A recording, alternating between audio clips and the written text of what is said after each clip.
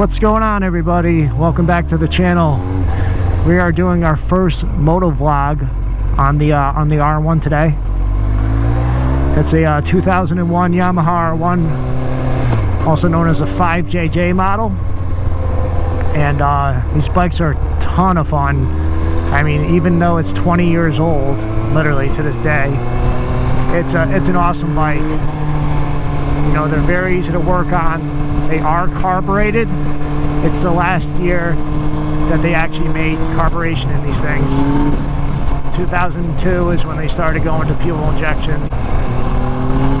So we're just cruising some back roads today. It is kind of windy out, kind of chancing it. I don't know if it's going to rain or what, but the radar looked good, so hopefully we'll be okay. And it's just really, you know, cloudy for the most part.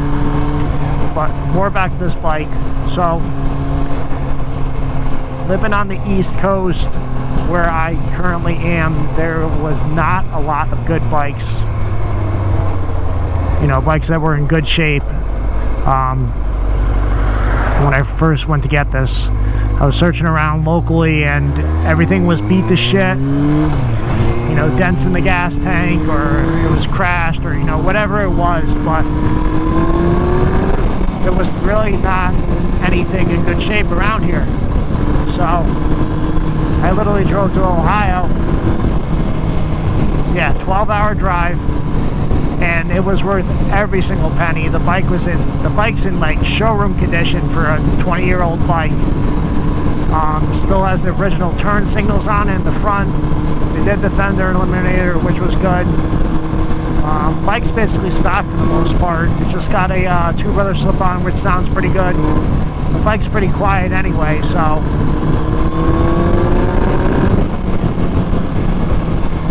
but totally awesome bike. It's a lot of fun. They're light bikes. They don't have the most horsepower that most modern, you know, 1000s do, just because, and the bike's 20 years old. What do you expect? But it is lightweight. It's nice and flickable, and it has a ton of low-end power. It's kind of funny because from the 98 to 2003 Yamaha R1 models, their power was more focused on the low and mid-range, and you know, it has decent top end. It's not bad. Once you start going from the 2004 to 2008 Yamaha R1 models, the engines kind of flip-flop, where the low end wasn't too great, and but the mid and top end was a lot more improved and better for sure. So, you know, it kind of depends on your riding style, what you like to do. If, you know, if you're more of a highway guy where you're like bringing the bike out all the time, just get on a dirt bike, hell yeah. I don't know if you guys saw that, but I saw in the rearview mirror the guy was wheeling. Too bad he didn't get it up before, but whatever. So, no cops? Okay, we're good.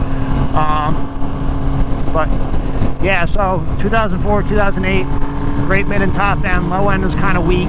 Had a really, really long first gear. And then, you know, you got your 9 to 14, which was, you started introducing the cross-plane engine, which is a cool design, by the way, but I mean, I don't know, that year bike is just really not my forte. You know, a lot of other people will disagree, but again, it's all personal preference. I mean, for those years, 09 to 14, the bike is a little underpowered compared to the other models, and it's a little heavy too, so, but overall I guess it's not a bad bike. And then 2015 and up is the newest design, where, you know, it's basically the same. I haven't rode one of those yet. I would like to. So I don't know, I'm very happy with this bike. So 20 years old, I got 30,000 miles, basically 31,000 miles on this bike, and it's great. It's been a joy. It's given me no issues at all. You know, it's nice to have the electronics that the newer bikes have, but this bike is totally raw. There's no ECU restrictions. It's literally just you and the bike. No traction control, no ABS, so, you know, it takes a little bit more rider skill to do more things on it. You know, saying if you had traction control compared to some of the other bikes, so. But overall, very, very happy with this bike. I'm glad I made the trip out there to get it. And the low end on this thing is just fucking awesome. Low and mid end, it's great. I love this bike. I worked 6 to 2:30 that day. Got home, just got some stuff really quick. And then drove 12, 13 hours to Ohio to get it. And it was worth every penny. I probably got like 4 hours sleep. It's funny, I get to the hotel, the place was huge. I had no idea where the hell I was. And then I guess there was like 2 main entrances or something, and oh, nice Corvette. And at first they're like, oh no, we don't see a reservation. I'm like, what are you talking about? I just drove like 12 hours literally to Ohio to, you know, to get the bike and whatnot. And they're like, oh, well, let me call the other entrance. I'm like, there's 2 main entrances, so apparently there was, and I drove to the other part, and it was good. Only got like 4 or 5 hours sleep. Went to the guy's place early, and then I checked it out. Bike was mint as promised, and very happy to say the least. I got it. I had one of these bikes probably like 10 years ago, 10, 12 years ago. I had a 2001, I had a 03, and I had a 05 as well. I ended up selling the 2001 first. I kept the 03 for a bit. And then I ended up selling the 03.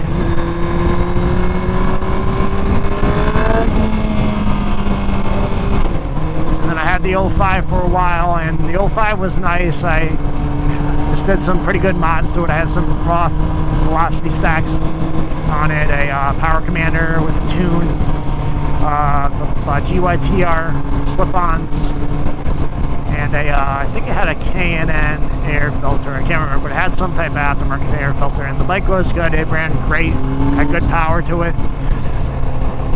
Ended up selling the 2005 R1 to get the S1000RR, and that was the first one I had, which was a 2011, and there's Scott. Well, guess what? I'm gonna go 850. Fuck you. So, yeah, so I got the RR. And I was kind of cheap. I drove like in the middle of a fucking snowstorm to get it. I didn't get home until super late. It was worth it though. The bike needed some work, but it ran good. That's all I really cared about. Had a salvage title, but I wasn't too worried about that at all. So I got that, and it just had some issues with the traction control not working and the quick shifter not working, and I was like, you know what, I had the dealer go through it all. They did the 18K service, which was fucking expensive. I said fuck it, ended up selling it after I got the 18K service done, and then I put my deposit down on the brand new one. Waited about a year, and I'll do another moto vlog on that, but for now we're just focusing on this old girl. And awesome bike. Suspension is super soft, nice, and it's awesome for the roads. It's probably one of the best road bikes I ever had, and you know, you can get them, well, I don't know, the price of these things keep going up every year, which is kind of crazy. I'm seeing 98s, you know, that are in really good shape for like they're going for like 5-6 grand easily. But the prices of all the bikes nowadays are just going up. It's kind of retarded. I don't know what the hell's going on, but shit. Okay. Sorry, buddy. But yeah, this thing's a joy. It's really easy to work on too. Insurance is dirt cheap. I think I paid only like, I don't know exactly, maybe 200 bucks or something. It's probably cheaper than that. I don't even remember. But it was definitely cheap for full coverage for the year. I think the first year I didn't have full coverage. It was like the bare minimum, and it was only like $100 for the whole year or something like that. So, something to keep in mind. And the bike is easy to work on. You know, the less electronics you have, the less likely that something is going to break down. So it's something to keep in mind about these bikes. And you know what, it has, Yamaha did an awesome job when they first came out with this bike in '98. Totally blew away the competition in my mind. Styling was good, and you know, they had a great platform on it. So good job, Yamaha. Definitely happy.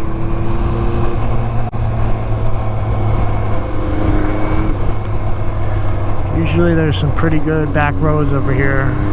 GoPro might end up dying soon, so if the video just randomly ends when I'm talking, you know why, because I didn't really have a good charge, and the GoPro Hero 9, it doesn't have the best battery life when you're filming in a higher resolution. So we'll see what happens. Hopefully I can get to the part where we get some better back roads and we can get some good speed going. A little bit of twisties, nothing crazy. The low end on this bike is just great. Just takes right off. Only downfall to this year was sometimes second gear was a little weak. I've only had one R1 in the 98 to 01 range that had the second gear issue, and it could have been something as easy as a spring, some people say, but it could have been the gear was shot too. But it didn't fully slip out, but went under hard acceleration. It was starting feeling like the chain was skipping a little bit. So, but I haven't had any issues on this bike. The past couple R1s that I got for this same year, I never had the issue either. And you know, these motors are, you know, they're very solid. They'll last a long time. You just take care of them, do your oil changes regularly, and you're good to go. I mean, I don't know, I think the valves must have been done on this thing, because it runs so good. And the you know, everybody's like, oh, it's carbureted. Well, you know, you start your bike up every once in a while, you won't really have a problem with the carbs. And it's really not that hard to just take them out, take the bowl off, and you know, clean the pilot jet and the main jet, and then just blow out the airways. It's pretty easy, so can't go wrong with it. I mean, hell, you could you know, rejet the carburetors, go up one on the pilot, and you know, you won't even have to use the choke to start it. On the last one I had, same year, you know, I can't keep them all, so I had to get rid of it. But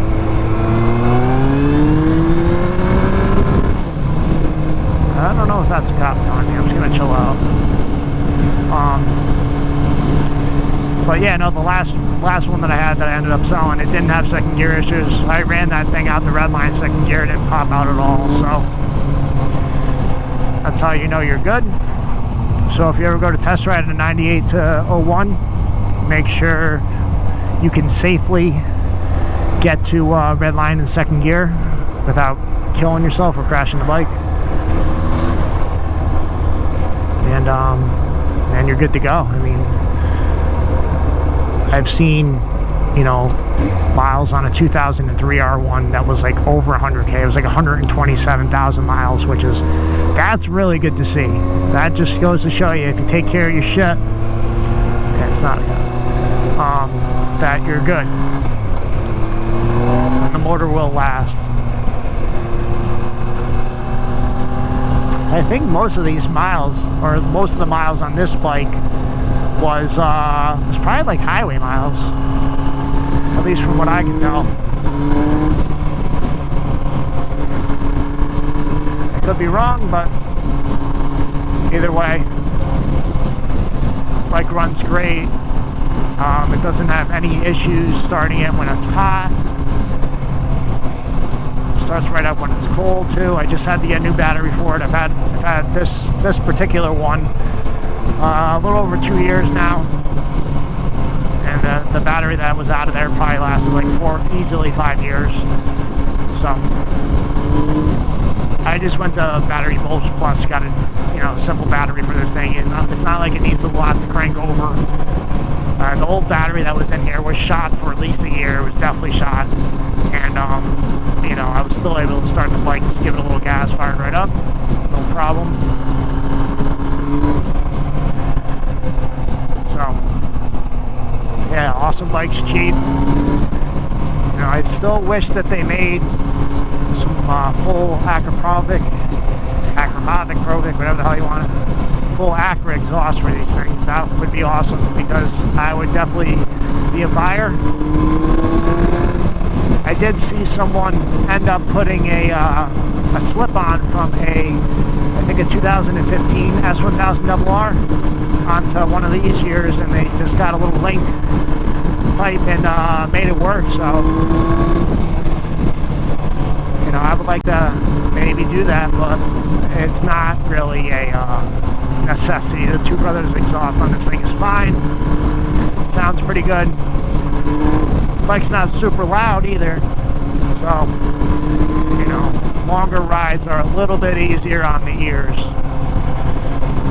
But, you know, if you got a Cena or Cardo, another Corvette, you know, you're not really going to worry too much, because you're going to be listening to music.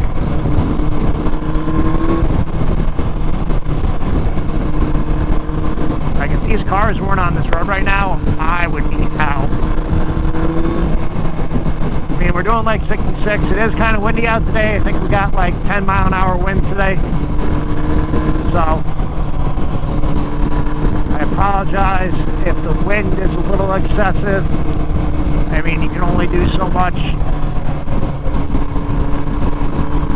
I mean, I guess I could get a external, well, it does have an external mic, obviously, because it's in the helmet, but an external, or, I don't know, I think it was like a Tascom or something, audio recorder, and that sounded really good when I listened to it, but it's almost like $200, so I'll hold off for now.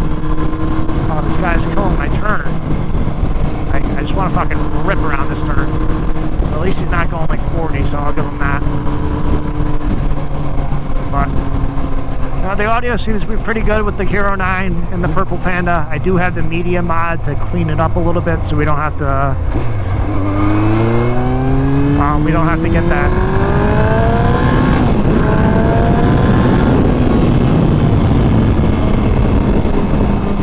What's it called? The mic adapter part, and it is clean. I am running a Ride Tech chin mount, which I gotta say I like it. It's slick. It's not excessive.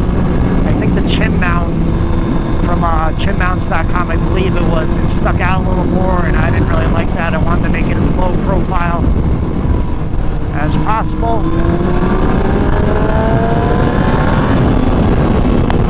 Without going,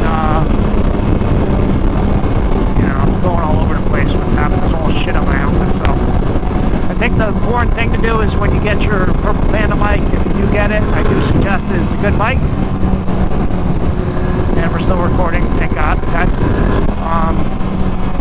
Make sure that when you put it inside your helmet, that you end up taping it down so it's not moving all over the place. I kind of made that mistake of doing that, and of not doing that, I should say, and kind of made some crappy audio because the thing was clicking and all that. And also make sure that if you're using the GoPro 9 that the wind resistance is on off and you're on standard mic, because when I first did that,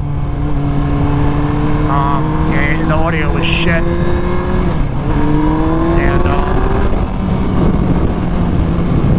you know, it was bad audio. It was just clicking and cracking and making all these weird noises.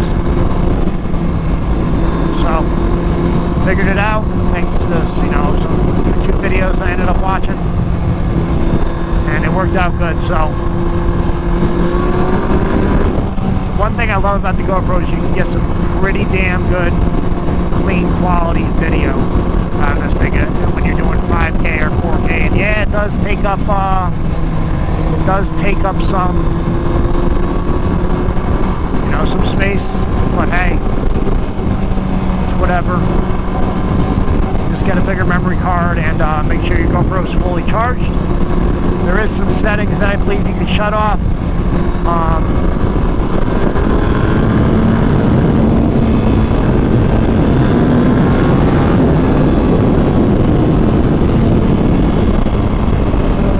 To save some battery life, but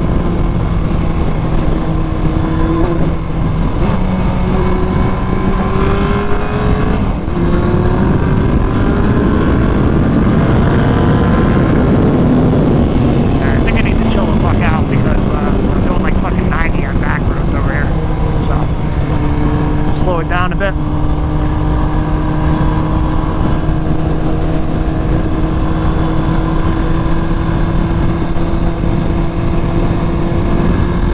Alright, anyway guys, so I'm sure this battery is going to die pretty soon. Thank you for tuning back in. We will have some more videos.